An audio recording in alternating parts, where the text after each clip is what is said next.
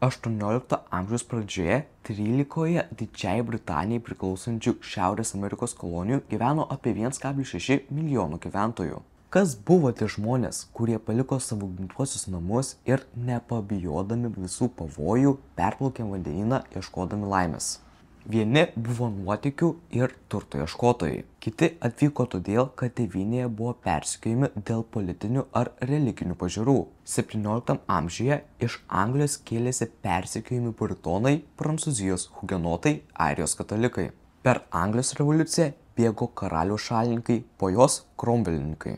Amžiaus pabaigoje Didžiosios Britanijos vyriausybė į Ameriką pradėjo tremti politinius ir kriminalinius kalinius. Austrijoje ir Prūsijoje panaikinus baudžiavinę gyventojų prievolę į naująjį pasaulį galėjo laisvai keltis beturčiai kaimo gyventojai. Susikūrus stambioms plantacijoms pietuose ir manufaktūroms šiaurėje trūko darbininkų. Agentai prikalbindavo skurdžiai gyvenančius žmonės pasirašyti sutartis, kuriomis jie įsipareigodavo atidirbti už kelioniai paskolintus pinigus. Atvykę į Ameriką jie būdavo įdarbinami, o kai grąžindavo pinigus, galėdavo patys užsidirbti ir kurti gyvenimą. Visų atvykėlių laukia sunkus darbas ir kova dėl išgyvenimo. Vargų užgrūdintų kolonistų gyvenimas rėmėsi viena taisyklė – padėk sau, tai ir Dievas tau padės. Tačiau iš Afrikos atvežtiems vergams padėti galėjo tik laimė gimti pas dorą šeimininką. Daugiausiai vergų buvo Džordžijoje, Virdžinijoje ir Karolinoje, nes ten buvo labai daug plantacijų.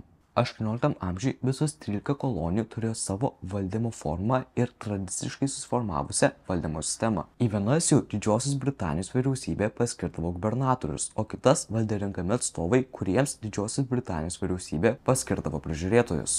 Rhode Islande ir Connecticute gubernatorius rinkdavo patys kolonistai.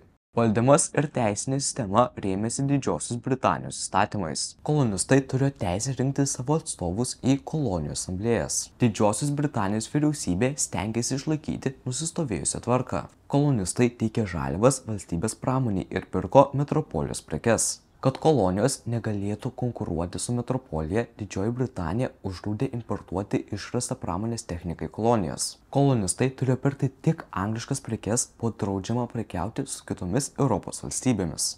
Nepaklūstantiesiems ir užsiimantiesiems kontrabanda buvo taikomas įvairios bausmės.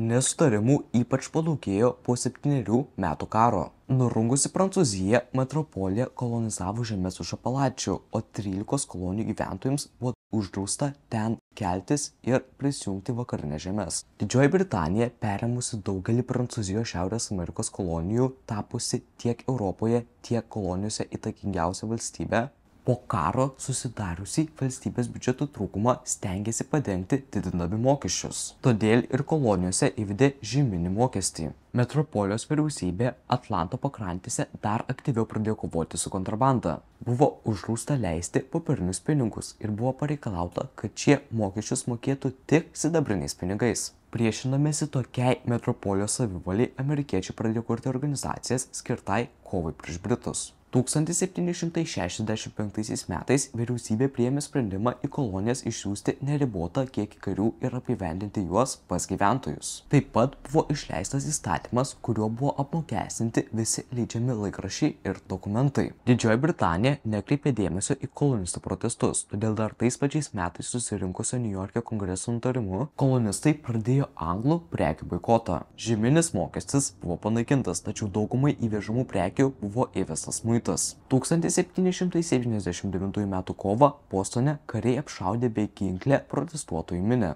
Visose kolonijose didėjo pasipiktinimas. Protestuodami prieš mokesčius iš Didžiosios Britanijos įvežtoms prekiams 1773 m.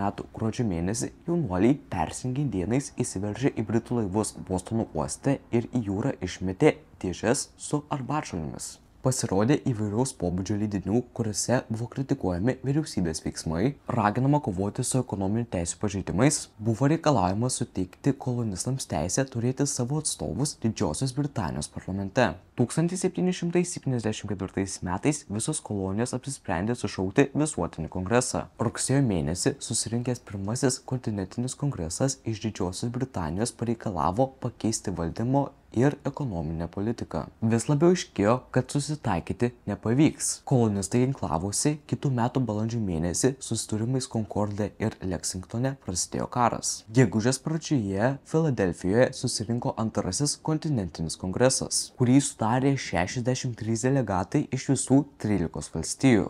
Mėnesio pabaigoje karališkasis laivynas iš Didžiosios Britanijos į Bostoną atplukdė dar daugiau karių.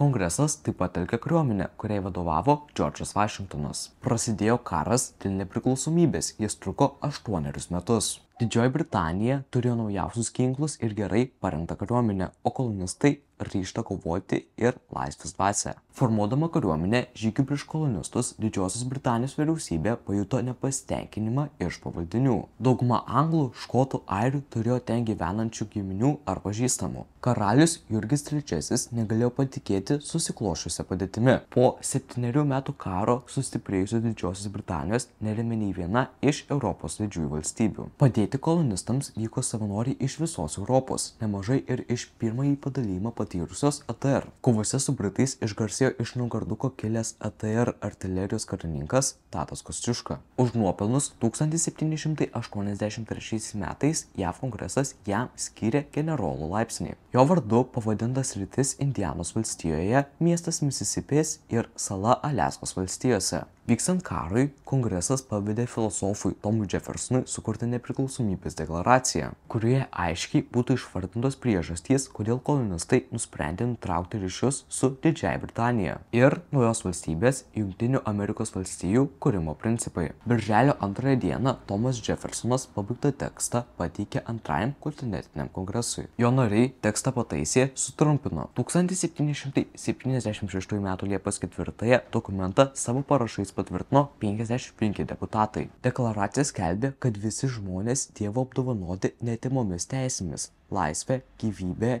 ir laimės siekimu. Todėl 13 kolonijų atsiskiria nuo Didžiosios Britanijos, kurios vyriausybė ilgai pažeidinėjo šias teisės. Deklaracijoje pirmą kartą pasaulio istorijoje buvo įrašytos švietėjų idėjos. Pradėta rengti naujos valstybės konstituciją. Paskelbus nepriklausomybę buvo skubiai telkiama kariuomenė ir siunčiami pasiuntiniai į Ispaniją, Prancūziją ir kitas Europos valstybės su prašymais padėti kovoti su Didžiosios Britanijos kariuomenė. Pirmieji karo metai amerikiečiams buvo sunkus, tačiau karių ryžtas, Prancūzijos siekiančios susilpninti Didžiąją Britaniją parama lėmė tai, kad Didžioji Britanija buvo priversta pripažinti pralaimėjimą. 1783 m.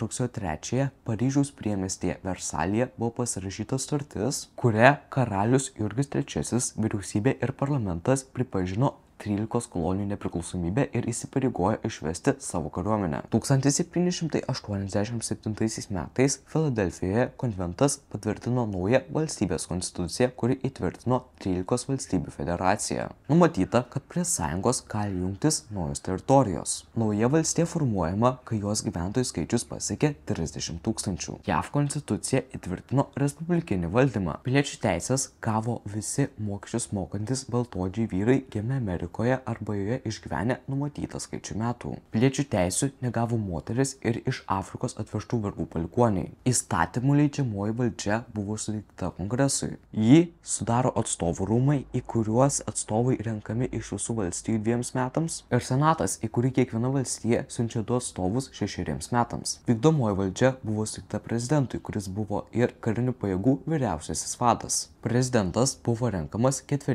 metams. Teismų valdžią valstybėje prižiūrėjo aukščiausiasis teismas, kurio teisėjai buvo skiriami iki gyvenimo pabaigos. Pirmuoju JAV prezidentu 1789 metais visais balsais buvo išrinktas Džordžas Vašingtonas. 1791 metais buvo priimtas Džeimso Madisono parengtas Teisių bilis. Konstitucija praplėtė JAV piliečių teisės. Pradėjo formuotis nauja laisva tauta, o pasiekta laisvė ir demokratinis valdymo principas įkvėpė ir kitas monarchų engiamas tautas kovoti už savo teisės. Ačiū, kad žiūrėjote, nepamirškite paspausti patinka ir prenumeruoti mygtukų. Viso!